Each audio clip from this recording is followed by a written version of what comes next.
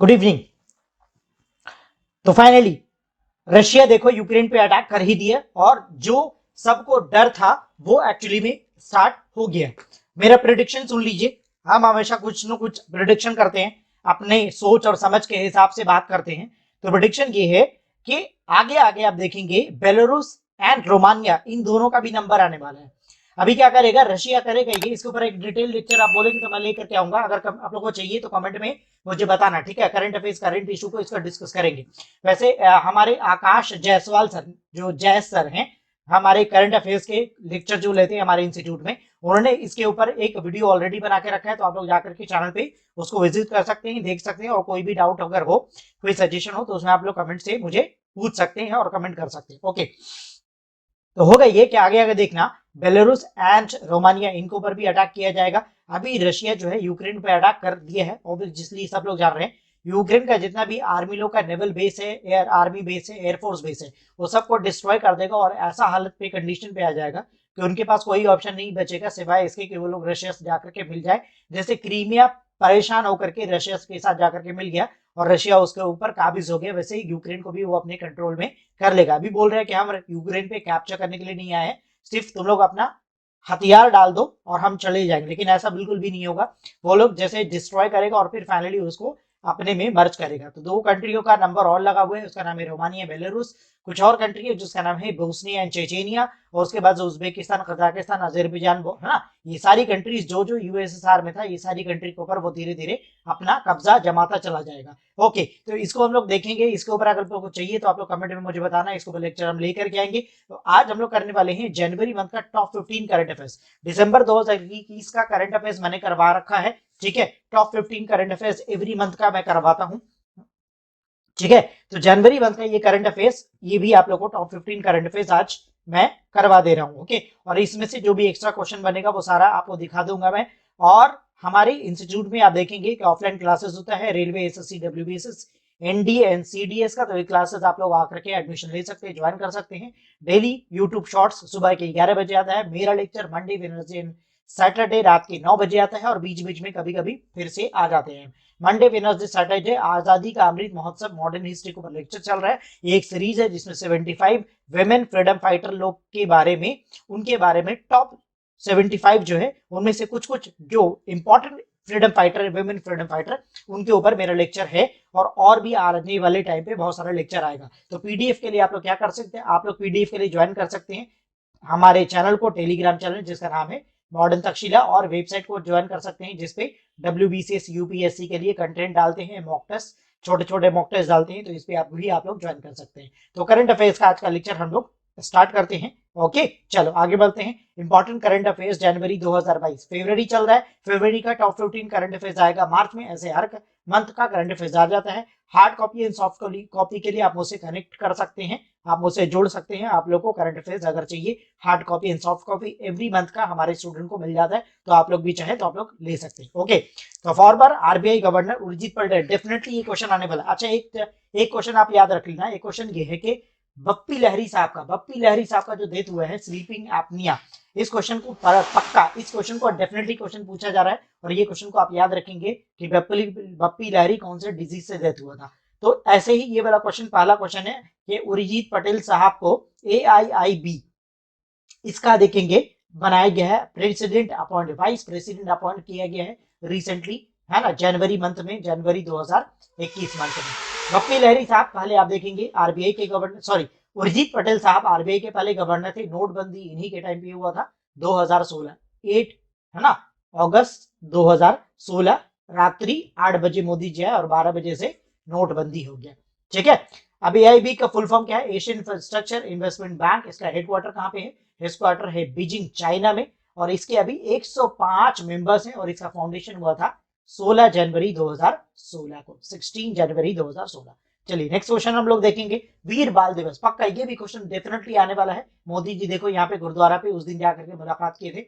दिल्ली में एक गुरुद्वारा है रकाबगंज, मुझे तक जहां पता है ये फोटो उसी दिन का है और इसी गुरुद्वारा, रकाबगंज गुरुद्वारा का फोटो है ये बहुत इंपॉर्टेंट गुरुद्वारा है। हिस्ट्री में आप देखेंगे औरंगजेब के टाइम पे 9th सिख गुरु का एग्जीक्यूशन इसी गुरुद्वारा के सामने चांदनी चौक में दिल्ली में हुआ था, है ना। तो आप लोग अगर मेरा कभी लेक्चर पढ़ा है हिस्ट्री का और मेरा बुक आ चुका है मेडिवल हिस्ट्री के ऊपर, फ्लिपकार्ट एंड अमेजन पे अवेलेबल है, आप इस बुक को जाकर के ले सकते हैं। मॉडर्न हिस्ट्री और एंशिएंट हिस्ट्री के ऊपर बुक मैं लिख रहा हूँ और बहुत जल्दी इसको भी लॉन्च कर दूंगा फ्लिपकार्ट एंड अमेजन पे world wide. Okay, blue rose का स्टोर है जहां से मेरा बुक पब्लिश हुआ है, उस स्टोर से भी आप लोग खरीद सकते हैं। चलो, तो एवरी ईयर के क्या होगा, वीर बाल दिवस मनाया जाएगा। कब? हर साल 26 जनवरी को मनाया जाएगा। और ये पीएम मोदी अनाउंस कर रहे हैं किसके ऊपर? प्रकाश पर्व। ठीक है, प्रकाश पर्व क्या होता है? श्री गुरु गोविंद सिंह जी का, उनका जन्मदिन, और उस दिन को बोलते हैं प्रकाश पर्व। और उस दिन को डिक्लेयर कर दिया एज द वीर बाल दिवस। ठीक है, इसका हिस्ट्री हम लोग कभी देखेंगे, आप लोग मुझसे अगर चाहो तो कमेंट में पूछना, इसका हिस्ट्री के ऊपर इसका लेक्चर हम बना देंगे, वीर बाल दिवस का हिस्ट्री क्या है। चलो, तो नेक्स्ट ये न्यूज में था बहुत इंपॉर्टेंट, इंडोनेशिया का कैपिटल क्या है? इंडोनेशिया का कैपिटल, नया कैपिटल नौसेंतरा। पहले क्या था? पुराना कैपिटल वाज जकार्ता। और ये जकार्ता सेंट्रल का फोटो है, जकार्ता सेंट्रल का फोटो है। ऑफिशियली रिपब्लिक इंडोनेशिया, कैपिटल इसका जकार्ता है अभी। Jakarta is the world most populated urban city, second most urban populated.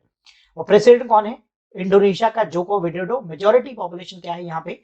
मुस्लिम से 86.70% इज मुस्लिम। कलर हम चेंज कर ले रहे हैं जरा, just a minute. Okay, pen का कलर चेंज कर लेते हैं। चलो, तो मेजोरिटी पॉपुलेशन क्या है यहाँ पे? मुसलमान है। दुनिया में सबसे बड़ी मुसलमानों की आबादी वाला देश का नाम क्या है? इंडोनेशिया। और दुनिया में सेकंड लार्जेस्ट पॉपुलेशन मुसलमान जहां पे रहते हैं, दैट इज हमारा प्यारा भारत, है ना। और भारत का मुसलमान से बेटर मुसलमान दुनिया में कोई भी जगह पे नहीं है। अरब का भी मुसलमान इंडियन मुसलमान से बेटर नहीं है, क्योंकि इंडियन मुसलमान का थोड़ा कैरेक्टर ही अलग है, इनका जीन ही अलग है ना। क्योंकि हम लोग सारे जहां से अच्छा हिंदुस्तान हमारा, है ना। इससे बेटर दुनिया में कोई कंट्री हो ही नहीं सकता है ना। तो कभी आप देखेंगे राकेश शर्मा साहब गए थे जब स्पेस में, वापस जब आए तो इंदिरा गांधी उनसे पूछती है कि इंडिया के बारे में बताइए, तो पहला लाइन का मुंह से पहला शब्द निकला था कि सारे जहां से अच्छा हिंदुस्तान हमारा। And this line was written by, ये एक पोएम है और ये इक्विवेलेंट है किसके? जन गण मन के बराबर। ये कौन लिखा है ये मुझे आप लोग कमेंट में बताएंगे। चलो, नेक्स्ट वाला क्वेश्चन है, new chairman and CEO of railway board कौन अपॉइंट हुए? Vinay Kumar Tripathi. The Indian railway board was constituted in 1922। ये हिस्ट्री का क्वेश्चन याद रखेंगे।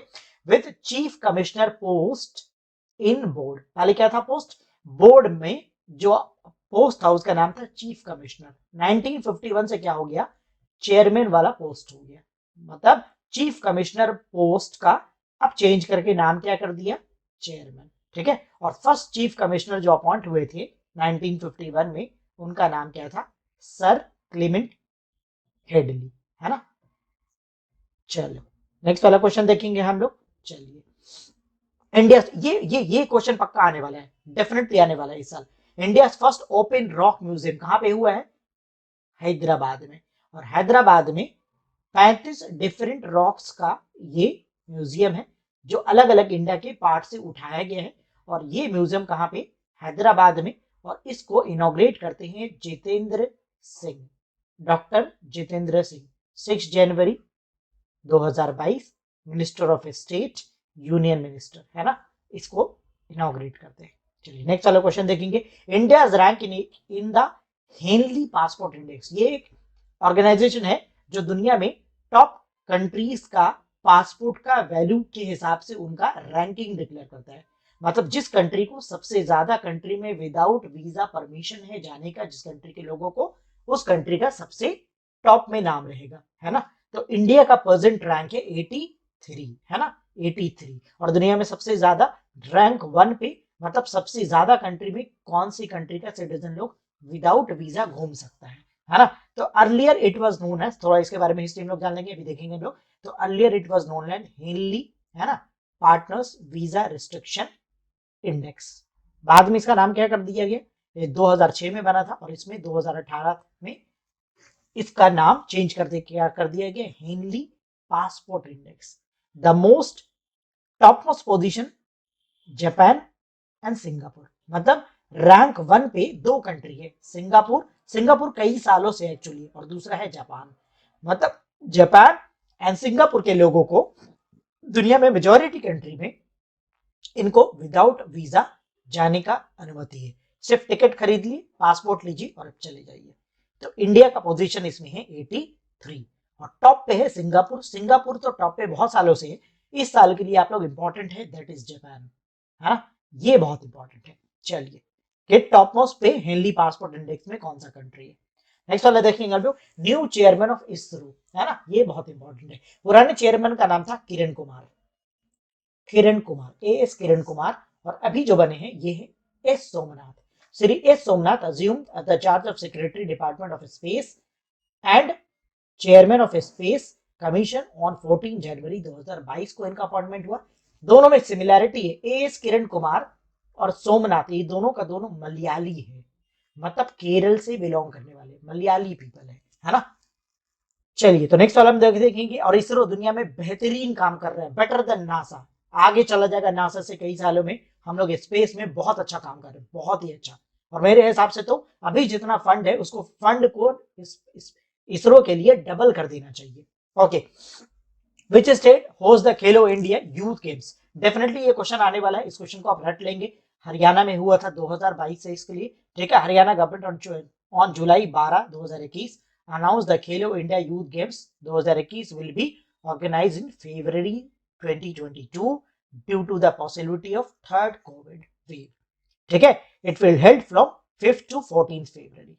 तो 2021 में होने वाला था, लेकिन इसको पोस्टपोन कर दिया क्योंकि थर्ड वेव कोविड का आशंका था आने का, और इसको पोस्टपोन करके कर दिया गया आगे के लिए। और जब हुआ तो ये 5 फरवरी से लेकर के 14 फरवरी 2022 के बीच में ये हरियाणा में इसको ऑर्गेनाइज किया गया, खेलो इंडिया यूथ गेम्स। चलिए, ठीक है। आप लोग मुझे बताएंगे कि यूनिवर्सिटी, पहला यूनिवर्सिटी इंडिया का स्पोर्ट्स का कहां पे बनाया गया है। ओके, नेक्स्ट फिर से क्वेश्चन है स्पोर्ट्स कैटेगरी से, winner of the Australian open 2022, definitely ये क्वेश्चन आने वाला है। आंसर है राफेल नदाल। अब इसको हम लोग थोड़ा देखेंगे, ऑस्ट्रेलियन ओपन जो है ये देखेंगे, ये ऑस्ट्रेलियन ओपन में राफेल नदाल जीतते हैं, और ये कहां पे हुआ, मेलबर्न में होता है ऑस्ट्रेलिया में, फ्रॉम 17 टू 30 जनवरी 2022 को हुआ। ये वाला जो एडिशन था ग्रैंड स्लैम का, ऑस्ट्रेलियन ओपन का 110वां था ऑस्ट्रेलियन ओपन, ठीक है। और इसमें राफेल नदाल, ये WBCS के लिए बहुत इंपॉर्टेंट है कि विनर का नाम ना पूछ करके रनर अप का नाम पूछ लेता है, और जो रनर अप था जिसको डिफीट किया गया नदाल की तरफ से, वो आदमी का नाम है, उस प्लेयर का नाम है डैनियल मैंड्रेव, और ये बंदा है फ्रॉम रशिया। रशिया बहुत न्यूज में, तो पक्का ये क्वेश्चन भी बहुत न्यूज में है, और ये करेंटली इनका रैंक 1 है। राफेल नदाल का 21वां ग्रैंड स्लैम है। दुनिया में सबसे ज्यादा मैन कोई ऐसा हुआ है जो सबसे ज्यादा ग्रैंड स्लैम जीते हैं, उस आदमी का नाम है राफेल नदाल, 21 हो गया है इसका, और इसका करंट रैंक है अभी इनका रैंक 5। तो आप कभी पूछेंगे कि टेनिस में कौन ऐसा मैन है जो रैंक 1 पे अभी है, तो उसका नाम है बाबू नोवक जोकोविच, नोवक जोकोविच। और ये कहाँ के हैं, कभी नाम आप याद रखेंगे, तो डैनियल मैंडवे यह कहाँ के हैं, ये हैं रशिया के। नदाल कहाँ के हैं, ही इज फ्रॉम स्पेन, ठीक है। और जोकोविच ही इज फ्रॉम सर्बिया। और ये बंदा जो है, क्योंकि कोविड का इंजेक्शन नहीं लिया है, इसलिए इसको बहुत जगह पे अभी तक खेलने नहीं दिया गया। 2020 से कंटिन्यू ये कोई भी गेम नहीं खेल रहे, नहीं तो राफेल नदाल हो सकता था कि 21 ग्रैंड स्लैम ना जीते और जोकोविच जीत जाते, ऐसा भी हो सकता था रफाल जीत जाते, ये तो आगे देखा जाता। लेकिन 2020 से कंटिन्यू कोई भी गेम नहीं खेल रहे, और आगे वो नहीं खेलेंगे, क्योंकि जब तक वो इंजेक्शन ले लेंगे उनको अलाउ नहीं करेगा, और वो इंजेक्शन नहीं लेंगे, क्योंकि वो उनका बोलना भी सही है, क्योंकि मेरा बॉडी में क्या जा रहा है वो उनको जानने का हक है। और कोई भी ऐसा इंजेक्शन, कोई ऐसा सप्लीमेंट बॉडी में जाए जो एथलीट को प्रॉब्लम कर सकता है, किसी भी इंसान को प्रॉब्लम कर सकता है अगर, तो उसको जाने बिना आप ना लें। तो रैंक 1 पे है, वो आदमी का नाम है नोवक जोकोविच, है ना। अभी इनका न्यूज भी छापा, न्यूज भी आया था, हाँ, BBC भी इनका एक इंटरव्यू किया था। चलो, पैसेक्स एक्सरसाइज बहुत इंपॉर्टेंट, पैसेक्स एक्सरसाइज रिसेंटली हुआ है इंडिया और रशियन नेवी के बीच में, इंडिया और रशियन नेवी के बीच में। रशिया बहुत न्यूज में बना हुआ है, तो इसके लिए बहुत सारा क्वेश्चन आप रेडी कर लीजिए, जितना भी रशिया से क्वेश्चन मिल रहा है आप डेफिनेटली रट लीजिए। अच्छा, एक क्वेश्चन आप याद रखेंगे, कमेंट में आप मुझे बताएंगे यूक्रेन का कैपिटल का नाम क्या है, कैपिटल में आप मुझे कमेंट में बताएंगे। रिसेंटली इट वाज कंडक्टेड, कहां पे हुआ, तो ये हुआ है अरेबियन सी में, कहां पे, कोचीन में हुआ है। इंडिया का नेवी इसमें पार्टिसिपेट करता है रशिया के साथ, और इसमें जो शिप पार्टिसिपेट करता है उसका नाम है INS कोची, ठीक है, INS कोची। ये एक्सरसाइज क्यों हुआ, ये फ्रेंडशिप अंडरस्टैंडिंग इसको डेवलप करने के लिए दोनों कंट्रीज के बीच में हुआ है। और ये ऐसा करना क्यों जरूरी है? क्योंकि चाइना आपके पीछे लगा हुआ है कभी भी घुसने के लिए। लद्दाख, अरुणाचल, दो आपका एकदम सेंटर ऑफ थ्रेट है, और इस थ्रेट से बचने के लिए अपने आप को हमेशा रेडी रखना पड़ेगा, ताकि कोई आपकी कंट्री में घुसने का कोशिश ना करे। इसलिए ऐसा सारा एक्सरसाइज को कंडक्ट किया जाता है। चलो, okay. Late Bipin Rawat will honoured by Padma Vibhushan, इनको अवार्ड दिया जाएगा पद्मा विभूषण, गवर्नमेंट अभी नॉमिनेट कर दिया है, इनको डेफिनेटली मिल जाएगा। ये हमारे क्या थे? First CDS combined defence services के स्टाफ, जिनका 2022 में एक दुर्घटना में हेलीकॉप्टर क्रैश में डेथ हो गया। ये इंडिया के 26वें क्या थे? आर्मी के जनरल थे, 26वें आर्मी के जनरल थे। और इनको 4 star general of Indian army भी कहा जाता है। मतलब 5 स्टार होता है, तो 5 में से इनको क्या मिला? 4 स्टार। जनरल बिपिन रावत कहाँ के थे? उत्तराखंड से बिलोंग करते थे, उत्तराखंड। और ये इनका पूरा खानदान आर्मी में हुआ। इनके पापा भी लेफ्टिनेंट रह चुके हैं इंडियन आर्मी में, डेप्यूटी आर्मी जनरल लेफ्टिनेंट इनके पापा थे इंडियन आर्मी में। चलिए नेक्स्ट देखेंगे, name of the Lucknow IPL team, बहुत इंपॉर्टेंट, फिर से खेल से ये, Lucknow super giants. Lucknow super giants का कौन है मालिक? आरपीएसडी के चेयरमैन, जिनका नाम है संजीव गोयनका, जो कोलकाता से बिलोंग करते हैं। कलकत्ता में जो इलेक्ट्रिक सप्लाई करते हैं सीईएससी, ये सीईएससी इन्हीं के अंडर में आता है। और बहुत सारा इनका देखेंगे आप कंपनीज है। तो इनका पहले जो टीम था राइजिंग पुणे सुपर जायंट था। 2016 और 17 के ईयर में ये टीम इनकी टीम थी, लेकिन अब नई टीम इन्होंने परचेज कर लिया, जिसका नाम है लखनऊ सुपर जायंट। और इसका होम ग्राउंड है, क्या है इसका होम ग्राउंड? BRACVE कन्ना क्रिकेट स्टेडियम लखनऊ, है ना। BRACVE, इसका फुल फॉर्म क्या है कमेंट में आप मुझे बताएंगे। कैप्टन इसका कौन है? लखनऊ सुपर जायंट्स, इसका कैप्टन है केएल राहुल, और कोच का नाम है एंडी फ्लावर। एंडी फ्लावर कौन सी कंट्री का प्लेयर है? आप मुझे कमेंट में बताएंगे। Okay, theme of the world economic forum 2022 क्या है? ये the state of the world, the state of the world. और इकोनॉमिक फोरम का फाउंडर कौन है? फाउंडर, और अभी भी वो अपने पोस्ट पे कायम है, फाउंडर एंड इसका आप देखेंगे चेयरपर्सन, उसका नाम है कालुस सचवाब, जो आप देखेंगे आई थिंक, मुझे जहां तक पता है, he was a German man. और इसको सेटअप कहां पे किया है? इसको फाउंड किया है जिनेवा। जिनेवा कहां है? स्विट्जरलैंड में। World economic forum, he was a German engineer. Okay, ये जो आदमी है जर्मन इंजीनियर, और यही है वो बंदा। चलो नेक्स्ट वाला क्वेश्चन देखेंगे, लास्ट क्वेश्चन आज का। First paperless court in the country, answer है बाबू Kerala high court. Kerala high court. DY Chandrachud, ये देखेंगे सुप्रीम कोर्ट के एक जस्टिस हैं, और इन्होंने इनॉग्रेट किया 1 जनवरी 2022 को। ठीक है, फर्स्ट फेज में 6 कोर्ट रूम को बनाया गया पेपरलेस, इंक्लूडिंग चीफ जस्टिस का जो रूम था उसको भी बनाया गया, कन्वर्ट कर दिया गया इनटू द स्मार्ट कोर्ट्स। ठीक है, और अभी जो यहाँ के चीफ जस्टिस है उनका नाम है S money Kumar, chief justice. और केरल हाईकोर्ट का फाउंडेशन हुआ था 1 नवंबर 1956 में, आजादी के बाद। और केरल हाईकोर्ट का बेंच जो है वो लक्षद्वीप भी है, मतलब लक्षद्वीप का कोई केस होगा तो केरल हाईकोर्ट में जाएगा।